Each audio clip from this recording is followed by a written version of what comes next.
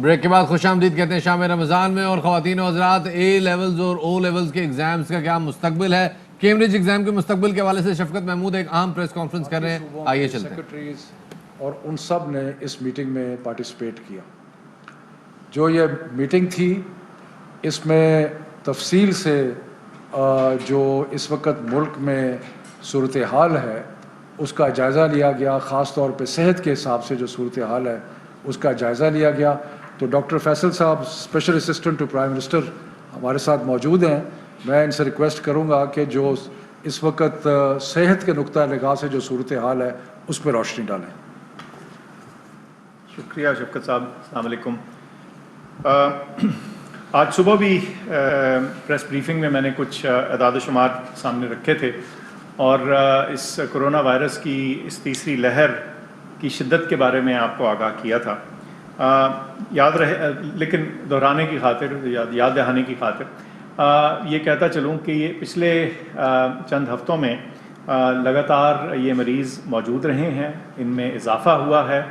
بلکہ آج جو کرٹیکل مریض ہیں جو آکسیجن پہ ہوتے ہیں یا وینٹیلیٹر پہ, ان کی تعداد 5000 سے تجاوز کر گئی. جب سے یہ وبا شروع ہوئی ہے پاکستان کے اندر, یہ کرٹیکل مریضوں کی تعداد میں سب سے بڑا نمبر ہے.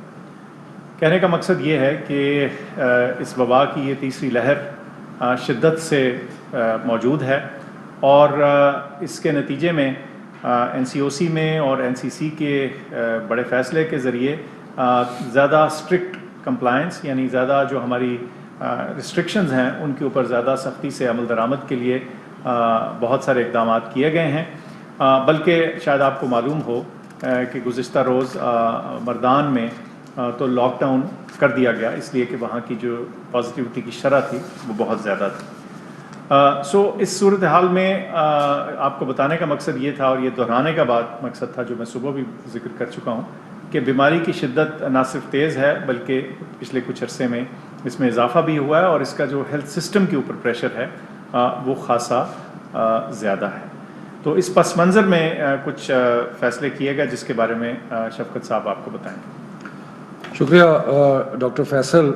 جیسے ڈاکٹر صاحب نے کہا کہ جو ہم نے آخری میٹنگ این سی او سی میں کی تھی 18 اپریل کو, اور جس میں یہ فیصلے کیے گئے تھے کہ امتحانات کا سلسلہ جو ہے وہ جاری رہے گا, اس دن سے لے کے آج تک ایک 27 اپریل تک بہت تیزی سے بیماری میں اضافہ ہوا ہے.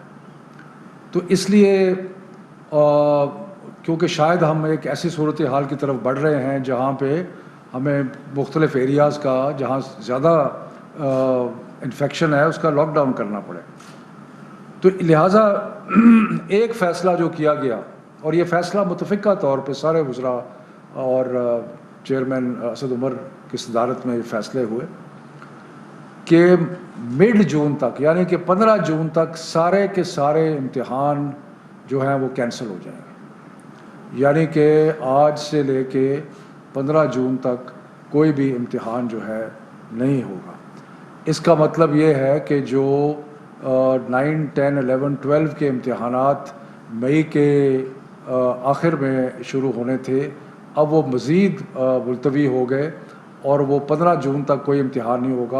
اور پھر حالات کا جائزہ لیتے رہیں گے, اور اس کے مطابق مڈ مئی میں یا تیسرے مئی کے تیسرے ہفتے میں دوبارہ بیماری کا جائزہ لے کے فیصلہ کیا جائے گا کہ ان امتحانات کو اور آگے لے کے جانا ہے یا ان کو شروع کرا دینا ہے. تو اس کا مطلب یہ ہوا کہ اگر جون 15 کے بعد امتحانات شروع ہوتے ہیں تو ہو سکتا ہے وہ جولائی میں اور اگست کے کچھ حصے تک بھی جائیں گے.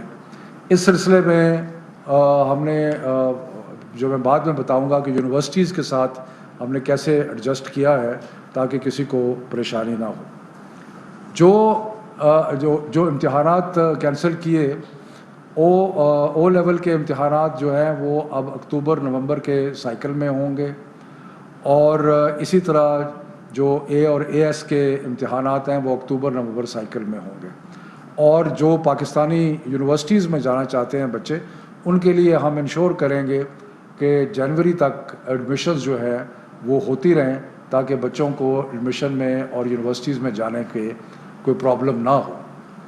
لیکن یہ سب کچھ کرنے کے باوجود ایک ایسا طبقہ رہ جاتا ہے بچوں کا کہ جو مختلف مجبوریوں کی وجہ سے اگر وہ ابھی امتحان نہیں لیتے تو پھر ان کا سال ضائع ہوتا ہے. تو اس چیز کے اوپر بہت غور و فکر کیا گیا اور غور و فکر کرنے کے بعد یہ فیصلہ ہوا کہ A2 کے وہ چند بچے جن کی کوئی مجبوری ہے کہ وہ آگے نہیں سپٹمبر سے آگے اپنا امتحان نہیں لے جا سکتے. جیسے میں نے پہلے کہا کہ وہ A2 کے بچے جو اکتوبر نومبر کے سائیکل میں امتحان دیں گے ان کی ایڈمیشن پاکستانی یونیورسٹیز میں ہم انشور کریں گے کہ جنوری تک ہو جائے. لیکن جو کچھ چند بچے ایسے ہیں جو کہ امتحانات اگر ملتوی ہوتے ہیں تو ان کا سال ضائع ہوتا ہے, تو ان کی سہولت کے لیے ہم نے سب منسٹرز نے اور سب نے یہ فیصلہ کیا کہ ان کو جو ڈیٹ شیٹ جاری ہوئی ہے اس کے مطابق امتحان دینے کی سہولت فراہم کی جائے. یعنی کہ ان کی سہولت کے لیے ان کا یہ خیال رکھنے کے لیے کہ ان کا سال ضائع نہ ہو, جو بچے ابھی ضروری ہے جن کے لیے امتحان لینا تو وہ امتحان A2 کا جو ہے وہ چلتا رہے گا.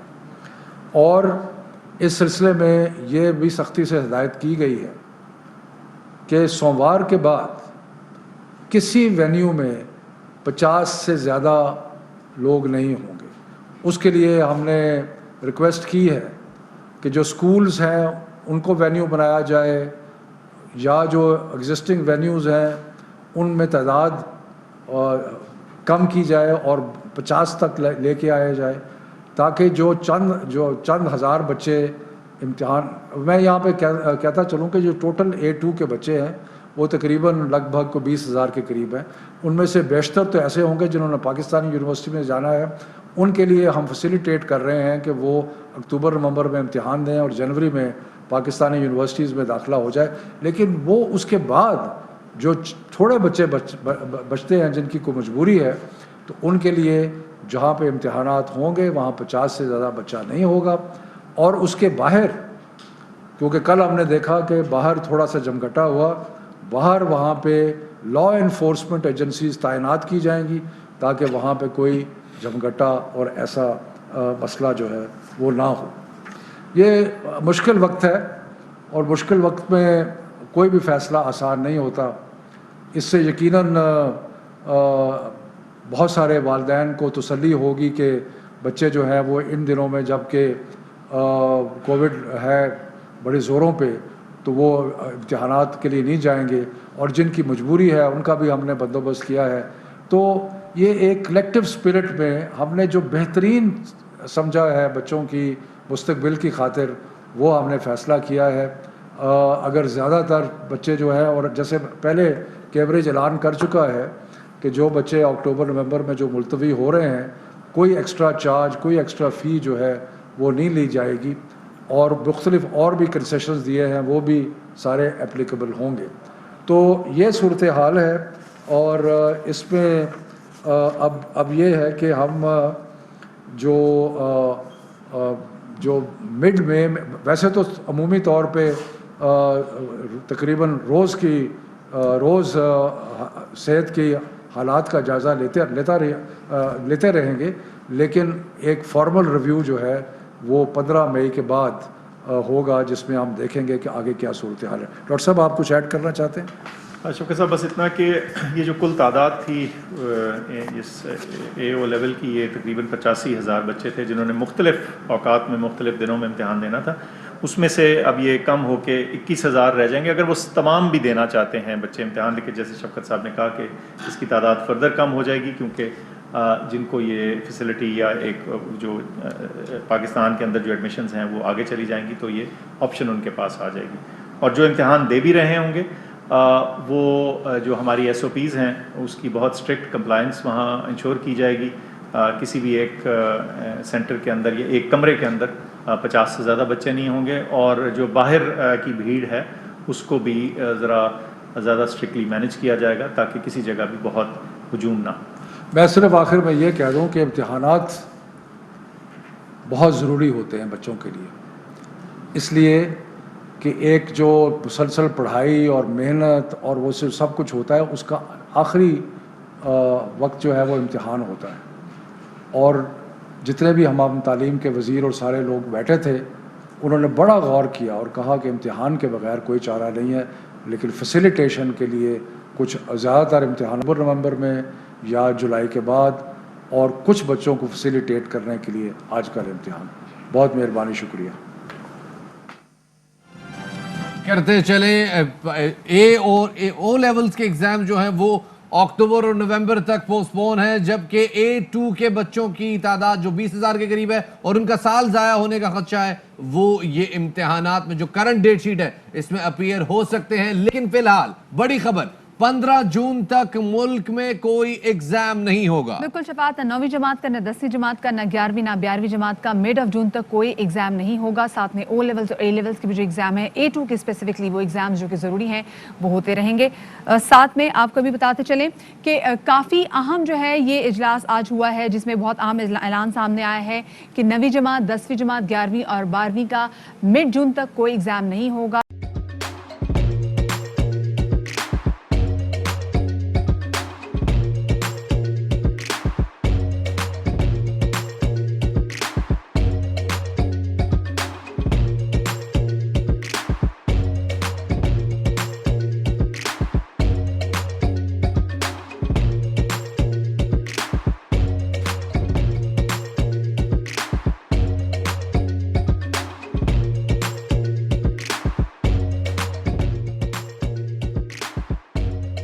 بدلاً من توفير 来自阿拉巴马州的一名 Ape Calonia Disney